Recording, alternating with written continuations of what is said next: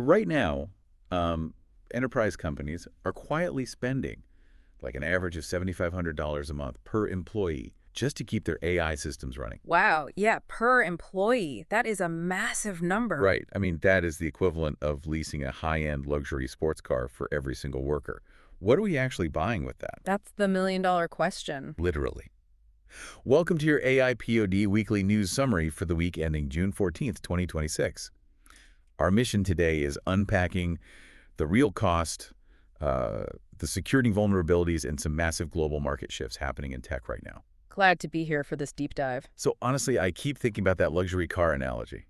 Well, I mean, I actually have to push back on that analogy right out of the gate. Oh, really? Why? Because you aren't buying a sleek, finished product. I'd argue it's much more like paying this massive industrial utility bill. Oh, right, like keeping the lights on? Exactly. The underlying reality of that $7,500 isn't just software licensing. You are literally buying, megawatts of electricity and millions of gallons of cooling water. Because of the data centers.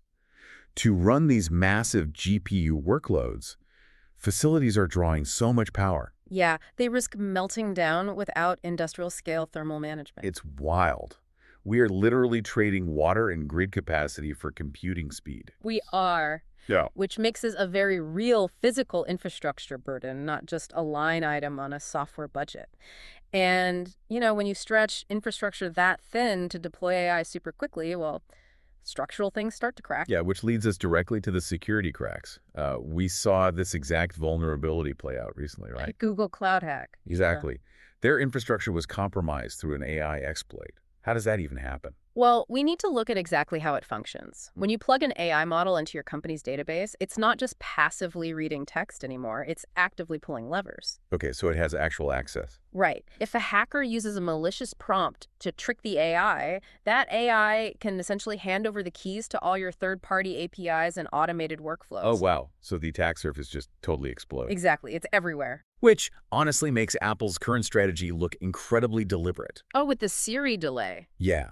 They were intentionally delaying their upgraded Siri rollout to lock down on-device processing and privacy, while competitors push models everywhere. Yeah, it's a huge contrast. Right.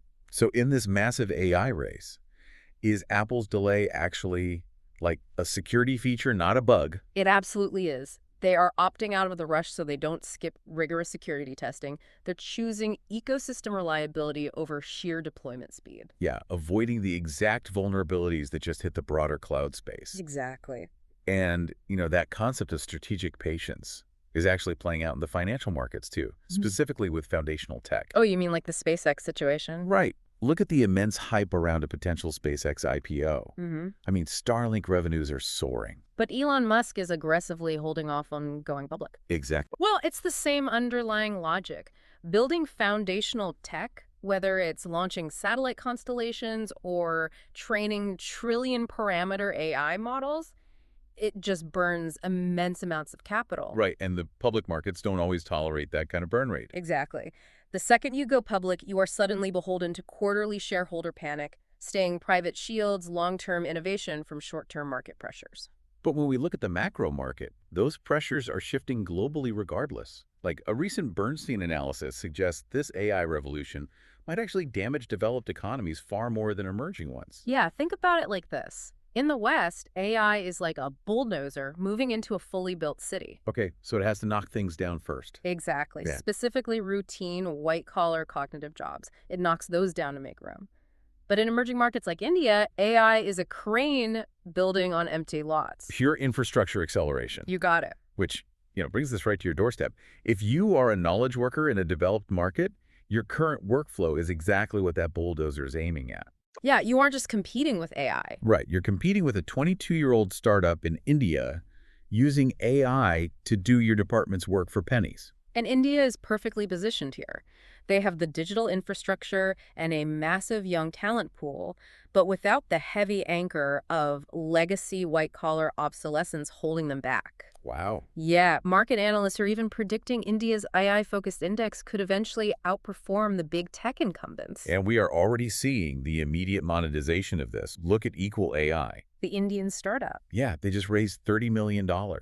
And they aren't building just another generic chatbot. Right, they're filtering scam calls. Exactly, using AI to screen and filter them before they ever reach a user across a massive smartphone market. It's brilliant because it proves the value isn't just in generative text. It's in applying AI to solve localized, large-scale problems efficiently. Building the crane on the empty lot. Exactly. Well, thank you all for joining us on behalf of AIPOD for this week's Deep Dive. Yeah, thanks so much for listening. We'll leave you with this. If emerging markets like India become the true winners of the AI revolution due to younger, adaptable workforces, could we see the entire center of global economic power shift away from the West in the next decade? That is a huge question. It really is. Think about that the next time you boot up your AI assistant. See you next week.